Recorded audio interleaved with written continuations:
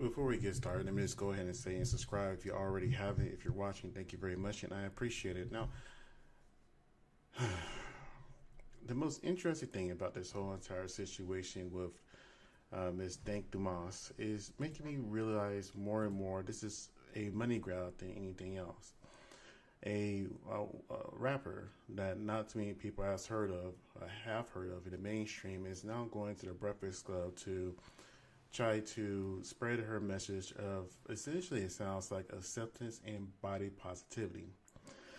It's a very similar message to what Lizzo had at one point in time. If you think about it, Lizzo, a very talented singer and performer and instrument player because she could play the flute. And Lizzo was a very, let's just say, an obese woman at one point in time. And she had garnered a lot of attention for her weight and the way she dressed, and pretty much being a seductress when the general public really didn't find her that way.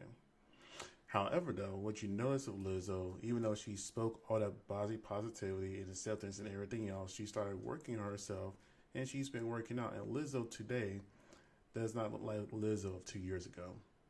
And I'm happy for her. She's doing the work, and she seems like she's doing it in the right way.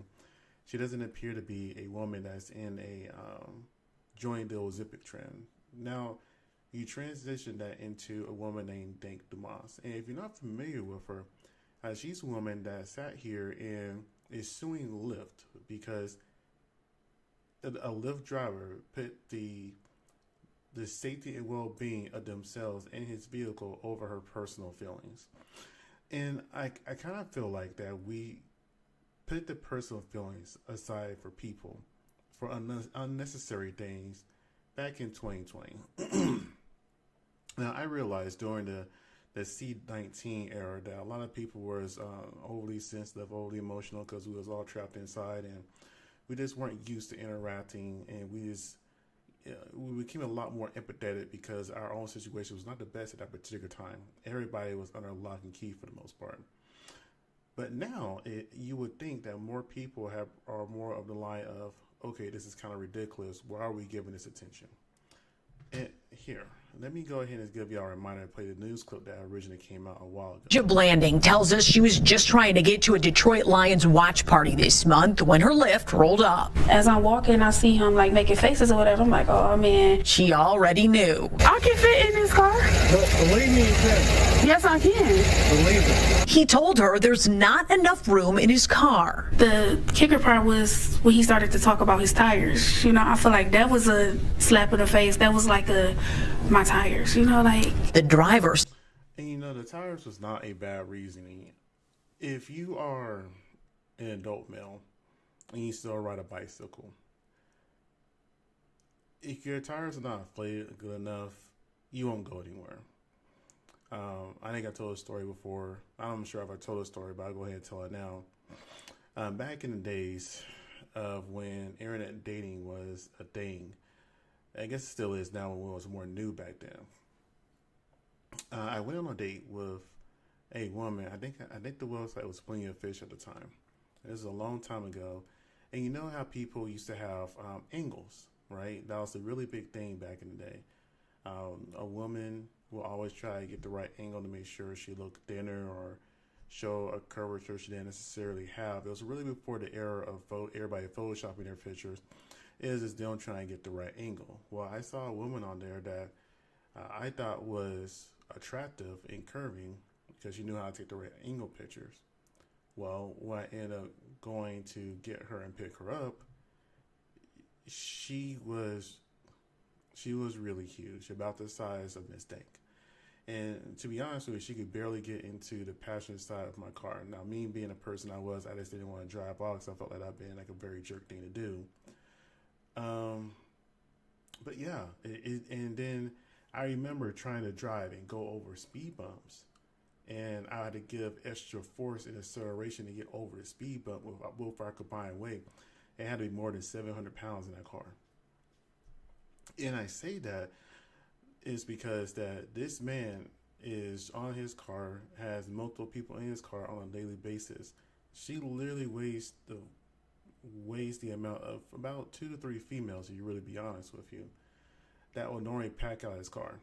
So whenever he turned that down, he got to think about, I got to have more rides. I don't know how much wear and tear is going to put on my car. If you hear his engine in the background, all the knocking, I don't know what that is. That doesn't sound good. I can understand him turning her down and doing it in a respectful way. So him turning her down because of something she did to herself and her feelings got hurt, supposed to be a tough Detroit rapper, it doesn't make any sense how this is getting this as much attention as it is.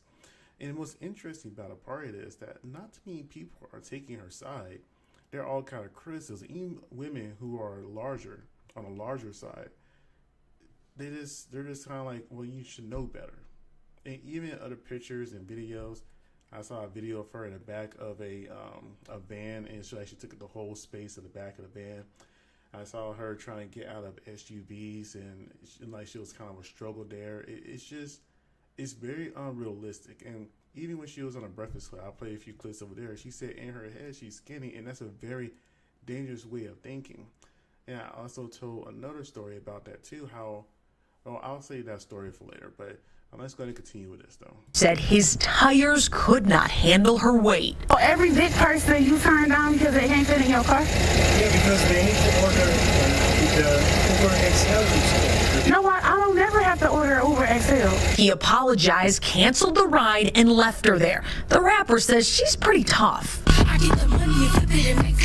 Dank Demoss, as she's known at the mic, is crushed by the whole situation. I just want them to know, like, it really hurt my feelings. It looks like a lift might be hurting pretty soon, too. I knew it was illegal, and I knew that it was wrong. Her attorneys, John Marco and Zach Runyon, say weight is a protected characteristic in Michigan by law. It would be no different than a driver pulling up and saying, I don't want to have black people in my car, or I don't want to have Christians in my car, or Muslims in my car. It's the same. Under the law, it's the same. The lawsuit is filed. Since she posted the encounter on social media, other full-figured folks have reached out saying the same thing happened to them. And that's the thing about that. I really do feel like that. Well, for one, that lawyer seems very slimy and grimy, and two, Michigan weight is covered under the same thing when it comes to race and religion. It's one of the most, well, I'll just say dumbass things I've ever heard before in my life.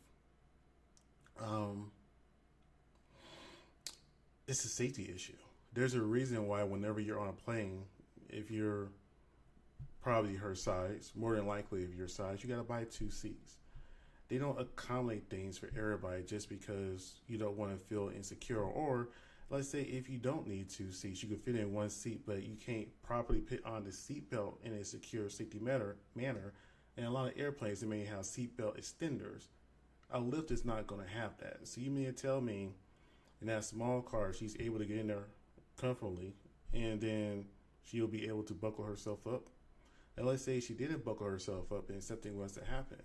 Who will be liable then? Will it be Lyft? And most likely be that driver. And this is just things like this when we support things so much because everybody wants to be accepted and feel special. It doesn't make any sense to me. Not everybody is meant to be special and put into a victim category. Sometimes it's okay to be normal, and a lot of the times it's definitely okay to be accountable for your own actions and words. And anyways, let's go ahead and see what the little parts of her she did on the Breakfast Club. I'm not going to. Jim Blanding tells us she was just trying to get to a Detroit. Let's go. You good? Good morning. What's going on? Nice to meet you. Hi, How are you? What's happening? Hey, Ken. How you, brother? You good? Nice to meet you. You kids? Yep. This the only seat y'all got? Automatically, this is the only seat y'all got. As soon as I heard that, I was like, I bet Lyft lawyers right now are watching this and like, okay, game on. You messed yourself up.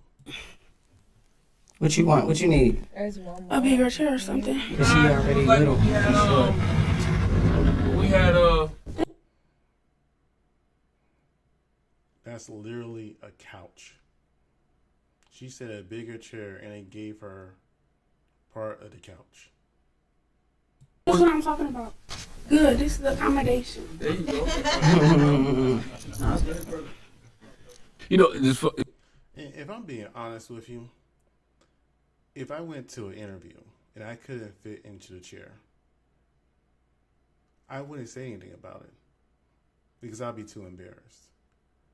But in her particular case, she's okay with being a victim. I don't think she has any shame in this fact that she couldn't fit in that chair earlier. And I'm not trying to come down too hard on her because I've seen her Instagram to where she's been working out and, you know, trying to get herself in better shape in a more natural way, it seems like. But if you're on the Breakfast Club, a very popular Black entertainment national TV / radio / YouTube channel show, and you're thankful for the accommodations because you're too big, there's something wrong with that. You walked in and, you know, you said the chair was too small, so we had to bring the part of the sectional for you to sit in. And you said something. You said, now this is what I'm talking about. Oh, I said couch, so part of a sectional, which is sectionals are normally bigger than the couch for a while. About accommodations, right? Yes. Well, we live in a world that's not always going to be able to accommodate people that are But we plus should, size. though. We should, because we not all the same, you know? You see, that doesn't make any sense. We definitely shouldn't. You know, I normally ride with people when it's somewhat reasonable. I can see a point of view of it. But when I think of accommodations are not always going to be the same price. Kind of like whenever you go from a small shirt to like a triple XL shirt or a 4XL shirt or a 5XL shirt, those things use a lot more fabric, so it's going to cost a lot more. And yes, some people can just gain weight because of bad genetics. Other people gain weight because they don't have the self-discipline. Or they gain the weight, they don't have the discipline and lose it. And that's why I said I applied Lizzo earlier, because at least with Lizzo, she's trying to lose the weight and she's done a great job and she looks great. You know, some of the best looking, baddest women I've ever seen are women who were bigger and lost the weight naturally by going to the gym. I feel like we should. Like, why not? I feel like a lot of times people think that bigger people, obese, the F word people should just be in a house. When it's like, we not. F word? What's the F word? I'm going to assume she means fat. And if she's worried about the word fat, I feel like fat would be more of a compliment. I think she'll be more concerned about, you know, the O word, which is obese. Fat is not that bad. There are plenty of people that are called fat, that are fit, or fat that are just a little chubby. I mean, if you go to a doctor and if you're like, I don't know, like 5'7" to 5'9" and 200 pounds, you're like considered fat. Or maybe if you go like to like 220, you're considered obese. Fat should not be a bad word that she's trying to make it out to be. You know, obese, morbidly obese, those are the words I think she should be more sensitive of, not fat. Yeah, the F word. I'm not. You heard that you can't say in your house, Yeah. fat. You know, like. Oh! I'm not saying that word. Yeah, we don't use that word in my house Okay. either. I thought you were talking about the gay slur. I'm like, wait, I'm confused. No. But I just feel like it should be accommodated. Bigger people should be accommodated, just like we accommodate the LGBT community. How is that the same?